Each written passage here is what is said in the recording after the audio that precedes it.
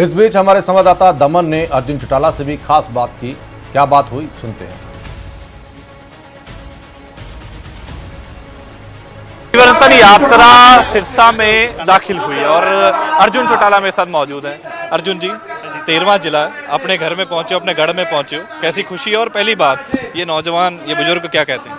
देखिए जी, वो तो आप इनसे पूछे। हमें तो हमारे मायतों का हमेशा आशीर्वाद मिला है, हमारे साथियों का हमेशा साथ मिला है और ये बात बिल्कुल सच्ची है। आज तो घर ही आए हैं, तो आज तो हमारा स्वागत नहीं, आज तो हम सबका स्वागत करें, हम आपका भी यहाँ स्वागत करें। घर वालों की जिस तरीके से खुशी मिली है, मतलब इनके आपको इश्यूज तो पता ही होंगे, मामले क्या हैं? देखिए, चौधरी ओम प्रकाश चौटाला, चौधरी अभय सिंह चौटाला जमीन से जुड़े हुए आदमी।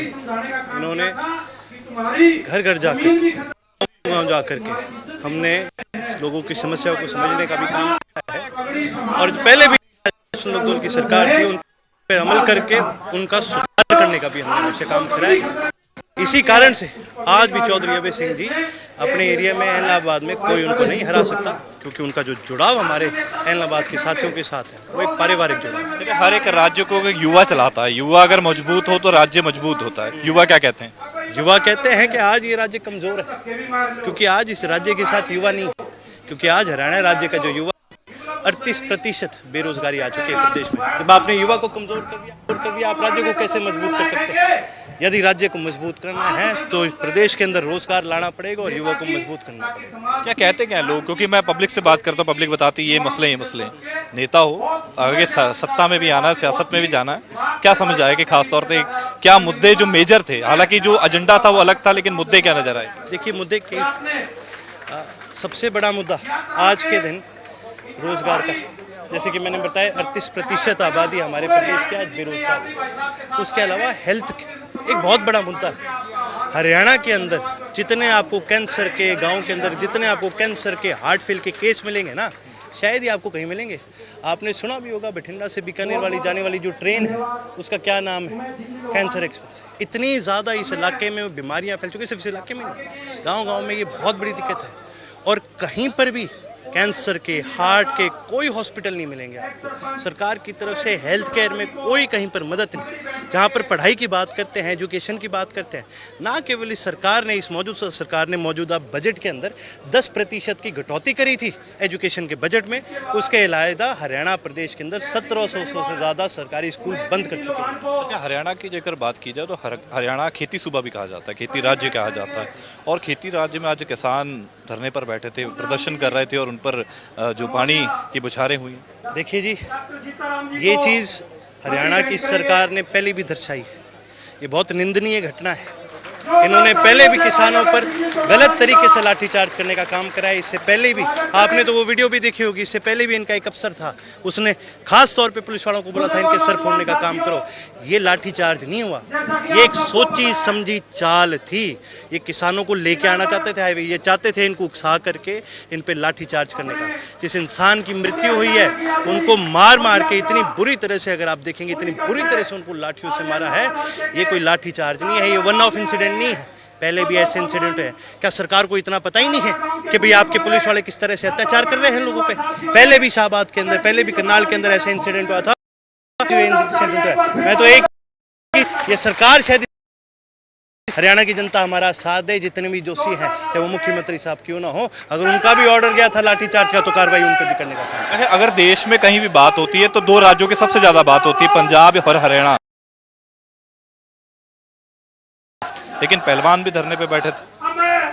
देखिए जी, बहुत शर्मनाक बात है कि पार्लियामेंट का इनॉग्रेशन हो रहा है और उसी पार्लियामेंट के सामने इस देश के जिन खिलाड़ियों ने सिर्फ देश का ही नाम नहीं, बल्कि सिर्फ प्रदेश का नहीं बल्कि पूरे देश का नाम विश्व में बढ़ाने का काम करा, आज उनके साथ यह अन्याय था। इससे ज़्यादा कितनी घटिया चीज़ हो सकती है कि आज एक लड़की, अरे आप सब चीज़ें छोड़ दो, जात पार्टी सब छोड़ो, आज एक लड़की कह रही है मेरे साथ गलत हुआ, और वहाँ से आप मानो ज़्यादा से ज़्यादा 2 किलोमीटर दूर प्रधानमंत्री जी का निवास होगा, प्रधानमंत्री जी का दफ्तर होगा। प्रधानमंत्री जी क्या कहते हैं, 56 इंच की मेरी छाती है। आज आपकी 56 इंच की छाती एक लड़की की रक्षा नहीं कर सकती।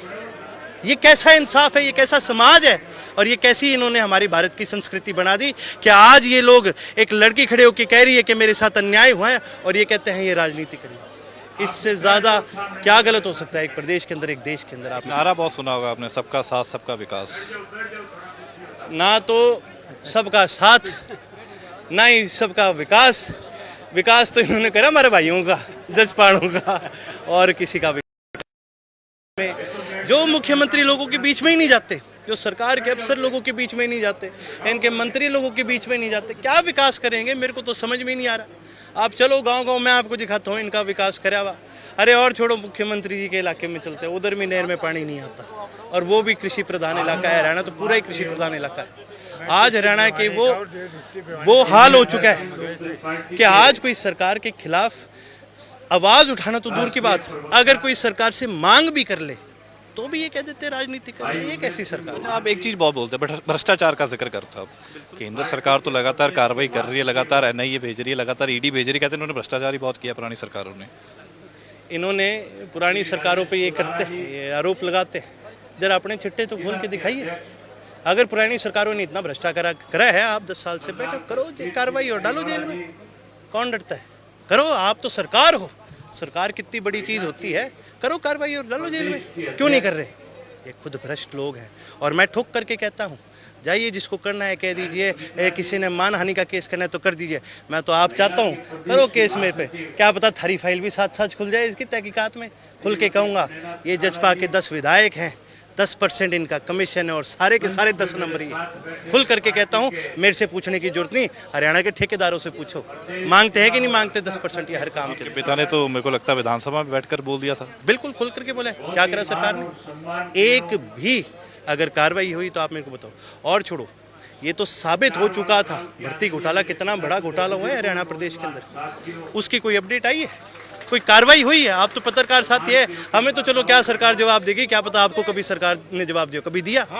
ये सरकार केवल और केवल लोगों को बुलाने का काम कर रही है। कहते हैं विरोधी पार्टियां सवाल तो उठाएंगी, ये चीज़ तो विरोधी का काम होता है। ये केंद्र सरकार के कई नुमाइंदे भी बोलते हैं, और खासतौर पर जो अभी हरियाणा में गठजोड़ की सरकार है ये भी बोलती है। हमने इनका कोई विरोध करने का ठेका नहीं ले रखा। हमारा फर्ज हमारे साथियों के प्रति है, हमारा फर्ज प्रदेश के प्रति है। और अगर इनकी सरकार ढंग से नहीं काम करेंगे तो हम उठाएंगे मुद्दे को, बिल्कुल उठाएंगे। जनता जनार्दन है, डेमोक्रेसी है। अगर गलत होएगा तो हम उसको पॉइंट आउट करेंगे, आप सुधार कीजिए उसमें, क्या पता लोग आपसे खुश हो जाएं। आप सुधार नहीं करेंगे तो लोग आपको सत्ता से बाहर। कहते हैं राजनीतिक बंदे को सीटें समझ आ जाती है कि क्या, वो मेजरमेंट हाथों पे लगा लेता है कि किसकी सीट कितनी आएगी। हाँ। जब घूम रहे हो 12 जिले घूम के आए हो, कितने विधायकों की डामाडोल देखते को मिलता? इनके तो आप देखना, भाजपा जाजपा के तो जैसे जैसे चुनाव पास होंगे आपको इनका सुपड़ा साफ होता हुआ दिखेगा, इनके कार्यकर्ता छोड़ते हुए दिखेंगे। आज भी भाजपा जजपा के इतने कार्यकर्ताओं हमारे संपर्क में हैं, और वो एक ही बात बोलते हैं कि जी बस हमें थोड़ा सा समय और दे दो, क्या पता ये कुछ काम हमारे काम निकल जाए। वरना आज के दिन कोई ऐसा इंसान नहीं है जो इस सरकार से परेशान है। आपका नारा बोलते हैं परिवर्तन है? आपका नारा बोलते हैं परिवर्तन? बिल्कुल बोलते हैं। आज तो सब कहते हैं परिवर्तन। आज तो आप देख लो, आज तो सारा हरियाणा कहेगा परिवर्तन आ गया। सारा साफ है।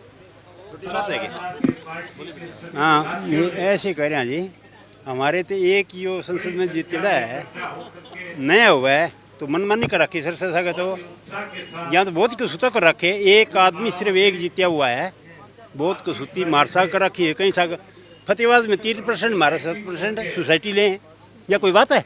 मारसा का बहुत इन्या कर रखे है, कोई मुआवजा कोई भी मार साथ कुछ ही नहीं है, बहुत इन्या कर रखी है। बुजुर्गों को खासतौर पर एनएलओ पार्टी कह रही है कि पेंशन देंगे, जिससे बहुत जूझना पड़ रहा है खासतौर पर। नहीं तो नहीं, ये नहीं करें जी। मारा तो एक कहाँ, एक ही मारा विधायक जीतड़ो जी, मारा 10 हो मैं के कर दिया, मार कने एक कोई नहीं। और जोड़े मैच बढ़ जाए जी, यो बढ़ जाए, लेकिन दौड़ दी है हमारा जानी को नहीं है कि ना बिल्कुल। ये तस्वीरें आप तक पहुंचा रहे थे जो एनएलओ पार्टी की परिवर्तन यात्रा चल रही है। और परिवर्तन यात्रा में लगातार जब आज 13वें जिले यानी कि एनएलओ के गढ़ सिरसा में जब ये यात्रा पहुंची है, तो इस यात्रा में खासतौर पर सहयोग करते हुए लोग जो है वो नजर आ रहे हैं। कैमरामैन अमित के साथ सिंह, न्यूज़ सिरसा।